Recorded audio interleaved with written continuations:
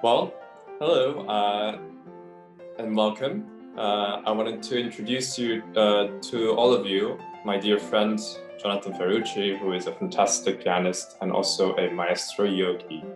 And he's gotten me into this world of yoga and also in a way to meditation, which I have also been delving into throughout the current times.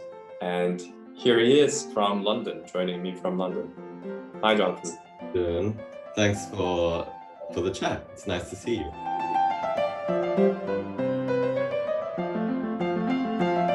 Yeah, it's been some time. Well, I guess we'll just dig in right away. So how did you get into the world of yoga, and what is sort of your, I guess, goal, or how does it give you pleasure, and how do you draw relevance to it in your professional life? Well, so I started yoga when I was 20. My mum practiced yoga for many years, so actually it's thanks to her that I went to my first class. And at the time I kind of did it for a bit, but not regularly. And it was only about 2.5 years ago that I started practicing regularly. And I think for me personally, the regularity of it, the consistency, is what really made a difference and impact in my life. And looking back, it's interesting how in retrospect, you can look back on a period of your life and understand why you chose something that you didn't realize at the time necessarily why you chose that thing, right? So looking back, I realized that I was actually experiencing a lot of stress, a lot of anxiety, a lot of discomfort around, you know, my future, my profession, what I wanted from life. And so somehow I found yoga, specifically Ashtanga yoga, which is a specific kind of yoga, and practicing it daily is what really changed my life, I guess. So that's just how I came in contact with it. Specifically as a musician, I'd say it's changing constantly, my understanding of why I practice and how it helps me. But as a general kind of thread, I noticed that it's a very grounding practice for me. It keeps me in contact with the present, with the present reality. It connects me to myself on a daily basis, and so it stops me from, you know, identifying with whatever state of mind I'm tempted to latch onto.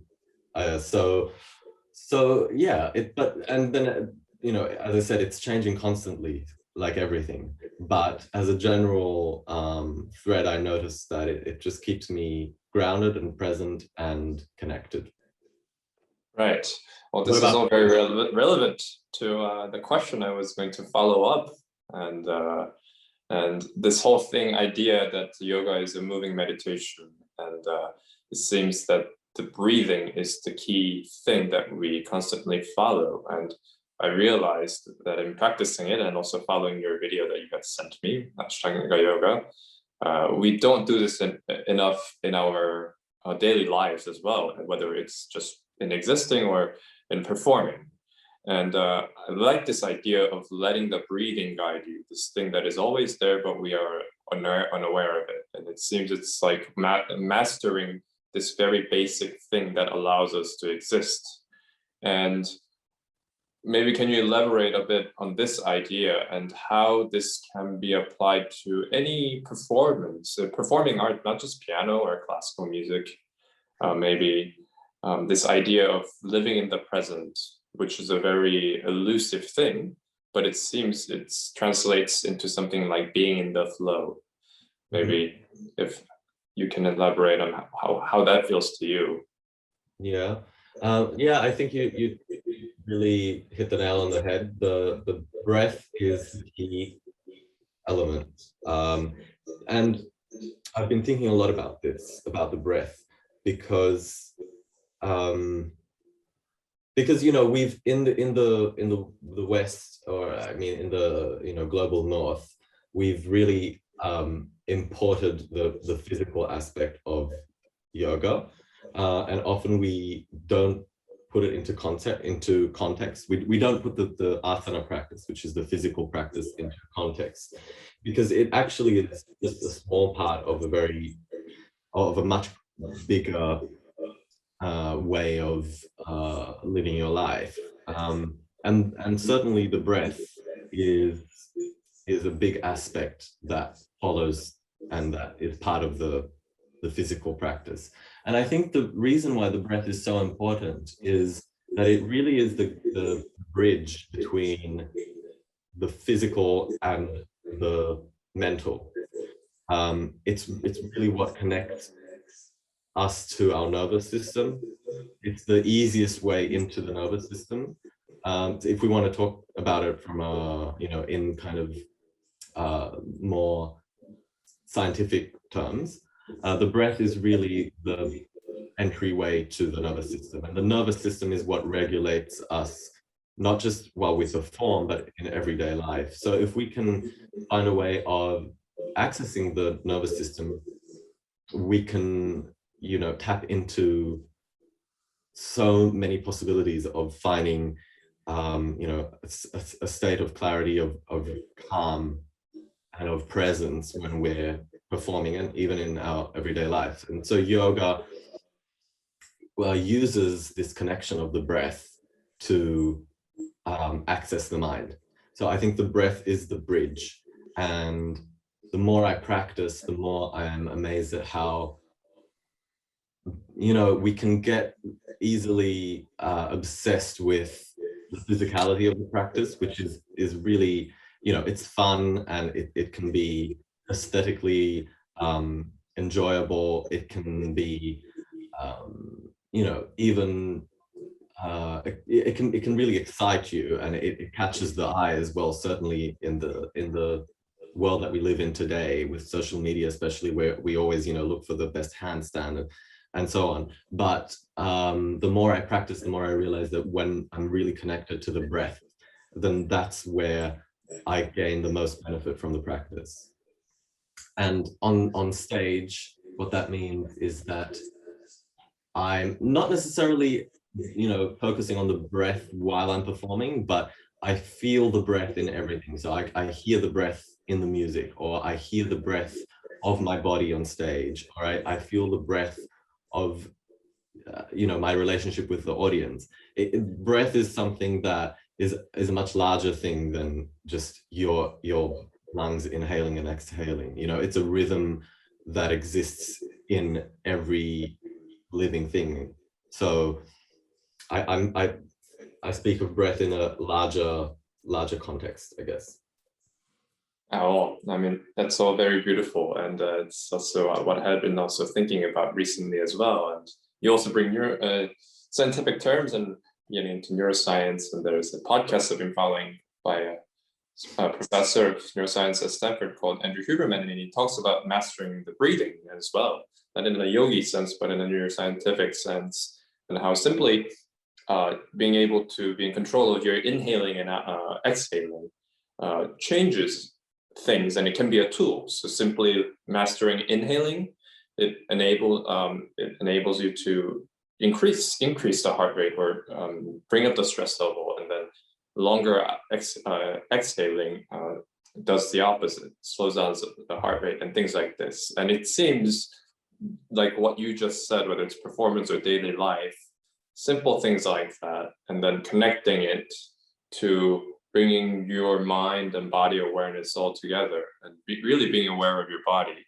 Yeah. It seems like a very lost art, and people sort of lose touch with it, because I'm very thankful. And as you said, when you first tried to get into yoga, it seems, oh, I can't do a handstand, I can't do these fancy things. But I remember I was such a stick, and I'm still a stick, but I am much more flexible these days, and it takes time, these things. And as you said, it has to be a daily practice.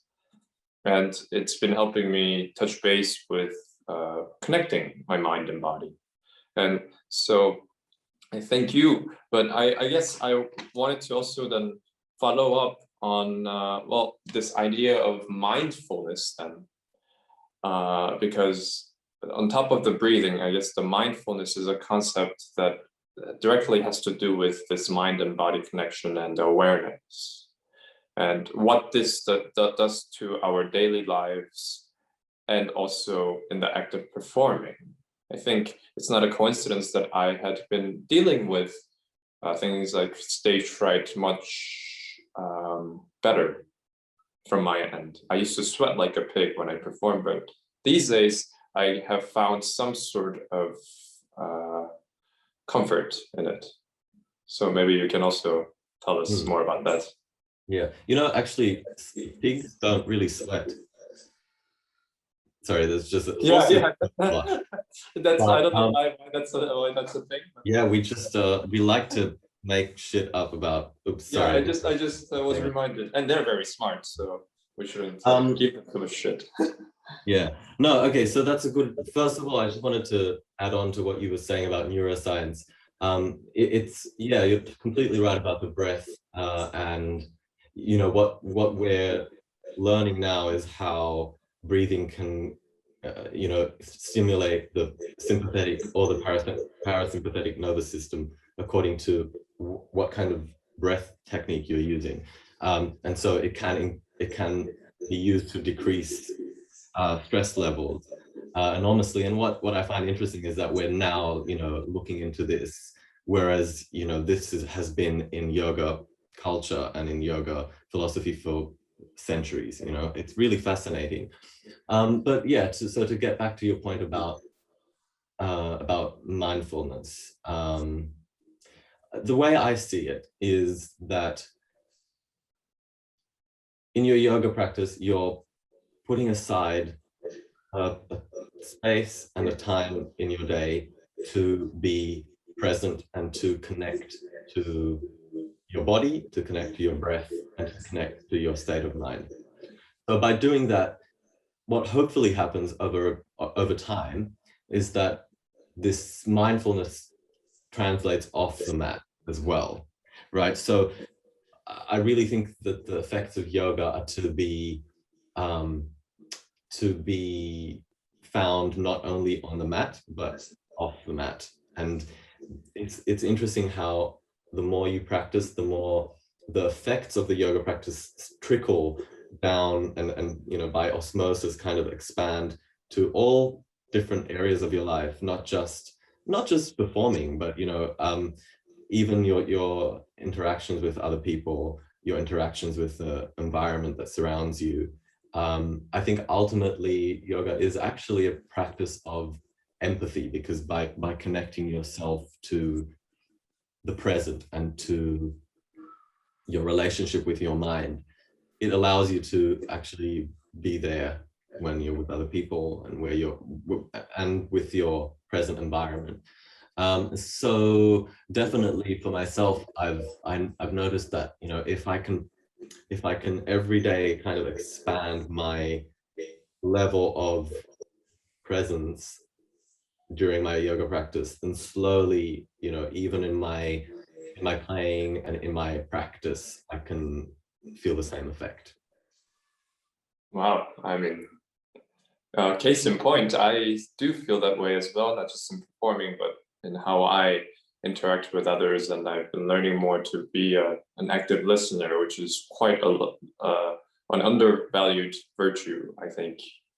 And you might remember from my London days, or even before New York days, I think we're always busy sort of trying to say something all the time without really having much to offer. But really, to be able to say something means to be able to listen and then take a step back and then maybe say something less but means more.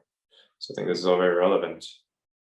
Well, but all this talking aside, I think I've also been taking some classes throughout COVID here in Berlin, and then some neuroscience classes about philosophy, epistemology. But then I also said, oh, like all these things are great, but the most important is sort of to do. There is epistemology, but then there is Mozart and there is Miles Davis. And so what would you say to those that maybe have the slightest interest in the world of yoga, but are maybe too afraid, or they think it's too exotic, or they think it's something out of their reach? What sort of suggestions do you have for them to simply get started? Just simply do, maybe from the easiest things, right? Because that's what counts.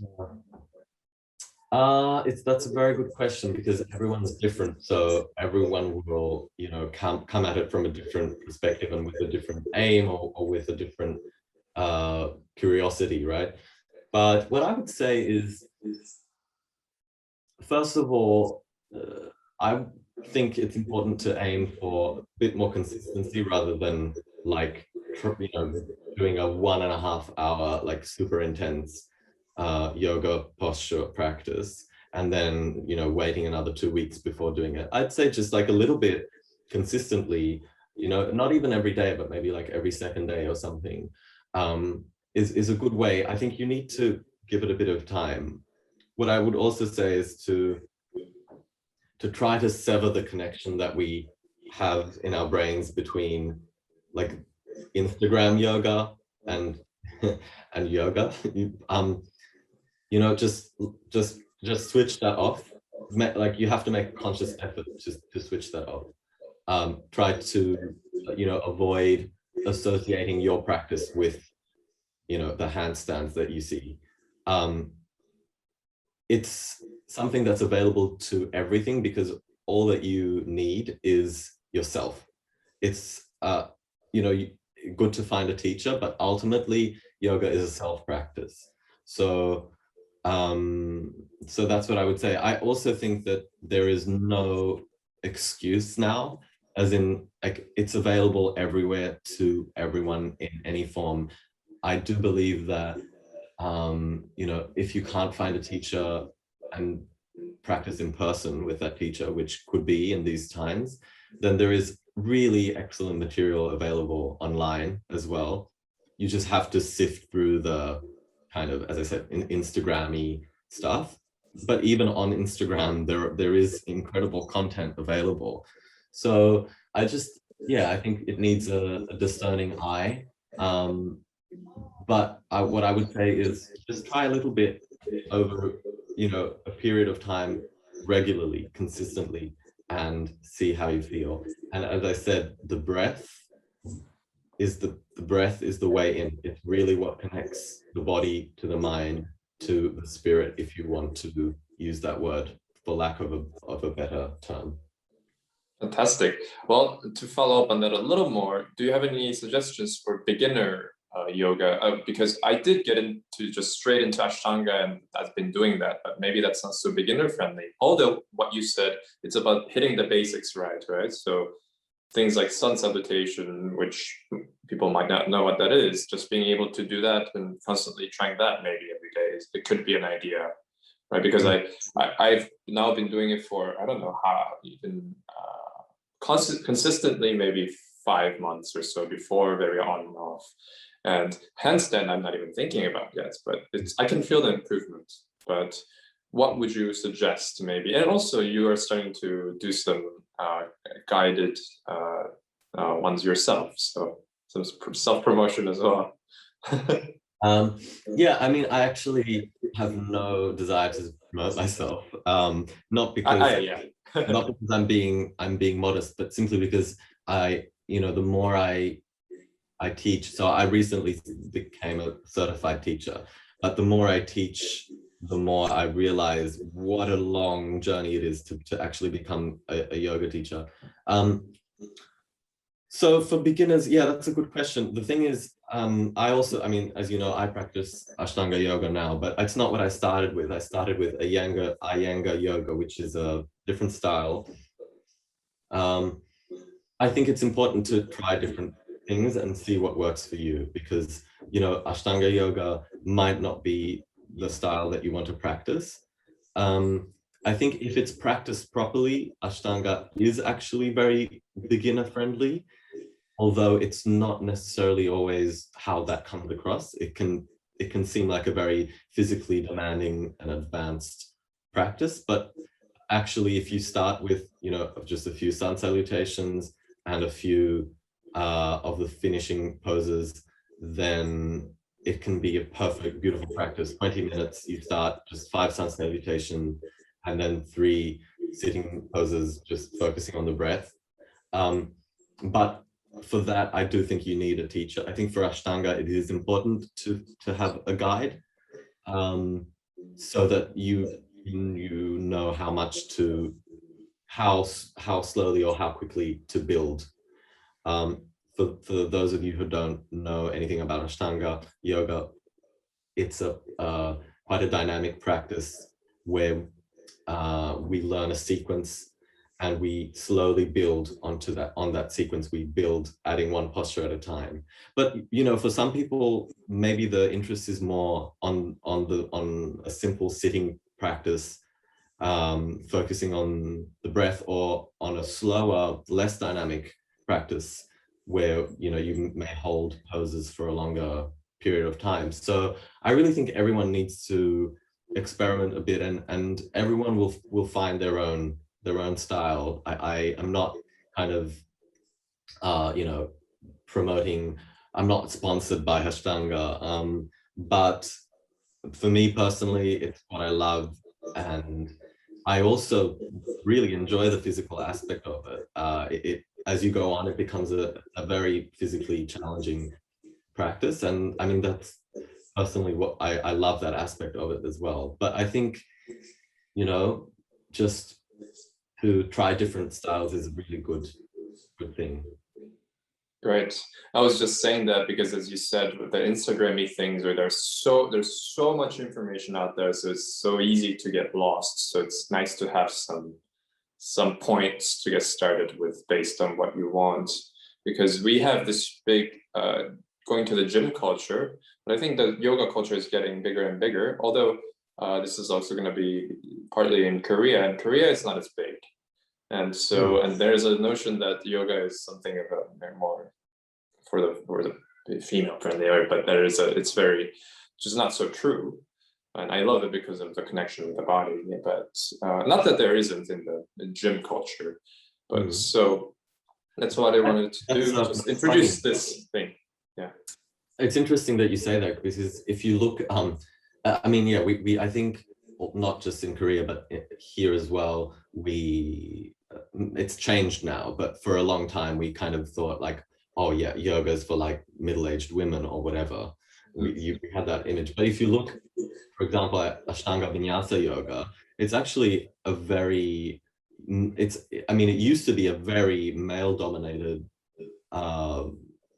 practice, and, you know, also to a certain extent in problematic ways as well. But, you know, I think if you look a bit deeper, you'll see that there are all kinds of different